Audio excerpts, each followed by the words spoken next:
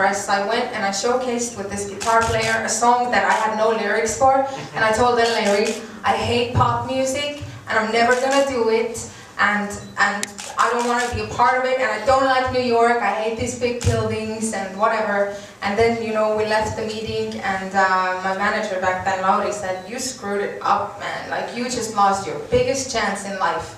And 5 minutes later he called back and said, I'm gonna sign Kerli. Yes.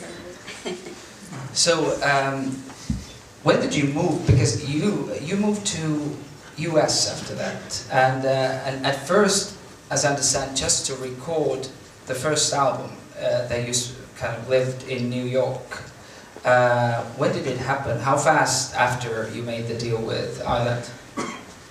Yeah, it was really a fascinating time because when I made my first album, it was still the time when the labels were spending a lot of money. So I spent like months there, and there was a time where I actually lived like in a penthouse on the 25th floor, like 2 bedrooms overlooking the 8th Avenue. It was like a glass wall, like it was really like how you imagine the music business from like the outside perspective.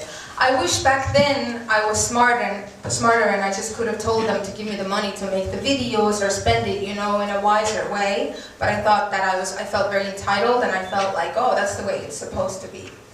And we made the album, and the album actually sat on a shelf for like 2 years.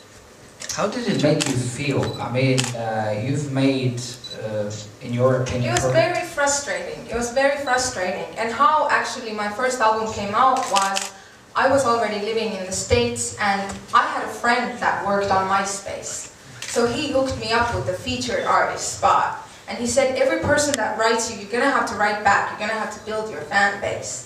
So I built my own fan base, and the label saw, oh, I guess she has something going on, so they started putting out my singles. But I had to do it. Nobody was going to do it for me.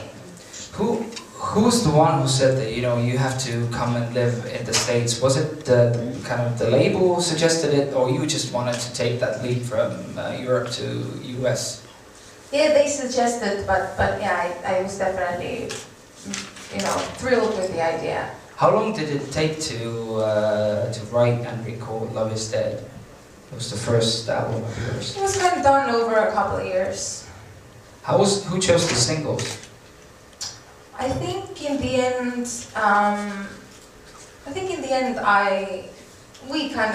we agreed. With the label that what should be kind of the single, etc. Yeah, I guess there were some different ideas thrown around, and I didn't do some things that they would have wanted.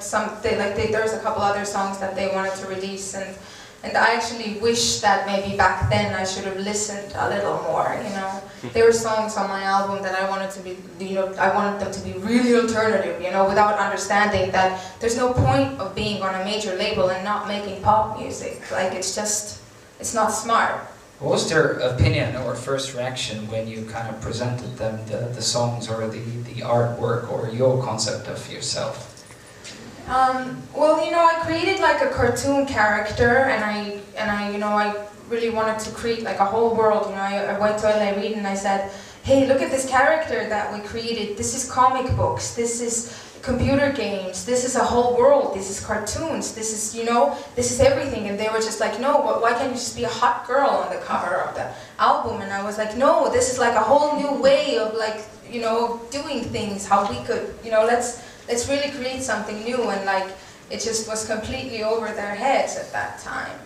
But they accepted it in the end. Well, they accepted the cover, yes, but we could have built amazing things, but it was still the mindset that they had, that we're going to make money off music sales, which is like, in reality, you don't really make money off music sales, you know. You also, on that album, Love Is Dead, you actually wrote one song with Guy Chambers, who, you know, Robbie Williams has said that he's as much Robbie Williams as himself.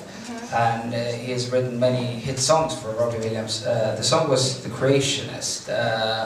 What was it like to work with Guy Chambers? How did that song come about?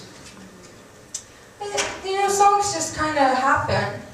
And at that time I was very much into just like the divine inspiration and not so much of the craft of the writing. You know, I was just like, you know, I can't write every day, I can't I'm not feeling it every day, I can't do it, you know. So with Guy, it just really, you know, panned out nicely, and obviously like songwriters, like with the career this long and, you know, with the skill, they're incredible and they're incredible people. And I think what keeps a lot of people that have been songwriters for a long time really relevant is that they're actually really open to the ideas that the younger people bring to the room. Like there is no ego, there's no room for ego.